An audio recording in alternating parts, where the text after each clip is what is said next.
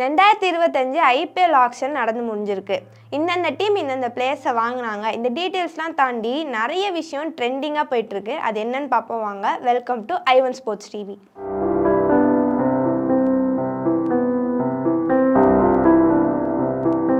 ட்ரெண்டிங்கில் ஃபஸ்ட்டு இருக்கிறது யாருன்னு பார்த்தீங்கன்னா ஆர்சிபி. ஏன்னு பார்த்தோன்னா ஆக்ஷன்லேயே அவங்க ஃபேன்ஸை டிசப்பாயிண்ட் பண்ணுற மாதிரி நிறைய விஷயம் பண்ணாங்க. 83 கோடி வச்சிருந்த ஆர்சிபி நினச்சிருந்தா எந்த மாதிரியான பிளேயரை வேணாலும் வாங்கியிருக்க முடியும். ஆனால் அவங்க அதை பண்ணலை.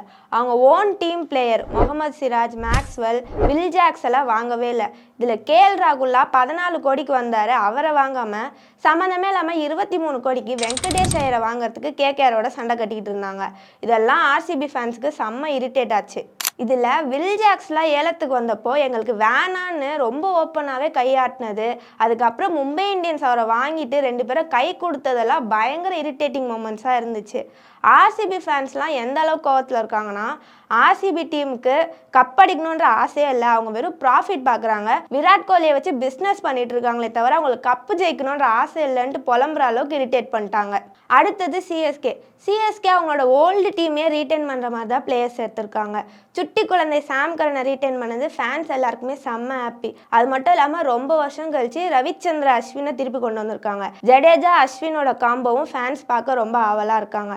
இதில் சோகம் என்னன்னா, தீபக் சகரை மும்பை இந்தியன்ஸ் தூக்கிட்டு போயிட்டாங்க.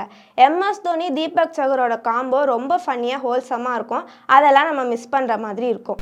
என்னதான் மும்பை இந்தியன்ஸ் தீபக் சகரை தூக்கிட்டு போயிருந்தாலும் அவங்க டீம்லேருந்தே ஆல்டர்னேட்டிவாக ஒரு பிளேயரை தூக்கியிருக்காங்க. அவர் யாருன்னு பார்த்தீங்கன்னா அன்ஷுல் கம்போஜ். இந்த ஆக்ஷன்லேயே ரொம்ப திறமையாக ஸ்ட்ராட்டஜியோடு இருந்தது யாருன்னு பார்த்தீங்கன்னா டெல்லி கேபிட்டல்ஸ் தான். ஏன்னா இருந்த எல்லா நல்ல பிளேயர்ஸ்க்கும் ரேட்டை ஏற்றி விட்டு தரமான பிளேயர்ஸ்லாம் அவங்க எடுத்துகிட்டு போயிட்டாங்க. டெல்லி கேபிட்டல் பற்றி பேசும்போது கண்டிப்பாக ரிஷப் பண்ட் பற்றியும் பேசியே ஆகணும். ரிஷப் பண்ட், கேஎல் ராகுல் இவங்க 2 பேரில் யாராவது ஒருத்தர் சிஎஸ்கேக்கு போவாங்கன்னு எதிர்பார்க்கப்பட்டுச்சு. ஆனால் இவங்க 2 பேரே டீமை மாற்றிக்கிட்ட மாதிரி இவர் லக்னோக்கும் அவர் டெல்லிக்கும் போயிட்டாங்க. இதில் ரிஷப் பண்ட் தான் இந்த ஐபிஎல் ஆக்ஷன்லேயே மோஸ்ட் எக்ஸ்பென்சிவ் பிளேயர். ஏன்னா லக்னோ டீம் இவரை 27 கோடி கொடுத்து வாங்கியிருக்காங்க.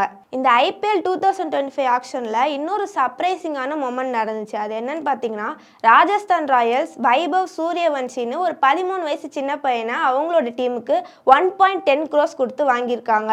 இவர் தான் youngest player in IPL to play. எடுக்க வேண்டிய பிளேயர்ஸை எடுக்காமல் விட்டது, வேண்டான்னு நினைக்கிற பிளேயர்ஸை நிறைய காசு கொடுத்து வாங்கினதுன்னு டீம் மேனேஜ்மெண்ட்டில் ஒரு சம்பவம் பண்ணால், ஆக்ஷன் நடத்திட்டு இருந்த அக்கா ஒரு சம்பவம் பண்ணாங்க. இவங்க பேர் மல்லிகா சாகர். ஆக்ஷன் நடந்துட்டு இருக்கும்போது ஜாஸ் பட்லர் பேர் வரும்போது 15.50 lakhsக்கு பதிலாக 15.75 lakhsன்னு சொல்லிடுவாங்க. இதனால் குஜராத் டீமுக்கு 25 lakhs லாஸ். அதே மாதிரி அபினவ் மனோகர் பேர் வரும்போது 20 lakhs எக்ஸ்ட்ராவாக சொல்லிடுவாங்க. இதனால் ஹைதராபாத் டீமுக்கு 20 lakhs லாஸ். இந்த மாதிரி வேறு ஏதாவது இன்ட்ரெஸ்டிங்கான விஷயம் இந்த ஐபிஎல் ஆக்ஷனில் நீங்கள் பார்த்துருந்தா அதை கமெண்ட்ஸில் சொல்லுங்கள். ஐவன் ஸ்போர்ட்ஸ் டிவிக்கு சப்ஸ்கிரைப் பண்ணுங்கள். ஸ்போர்ட்ஸ் பற்றி இன்னும் நிறைய தெரிஞ்சுக்கோங்க.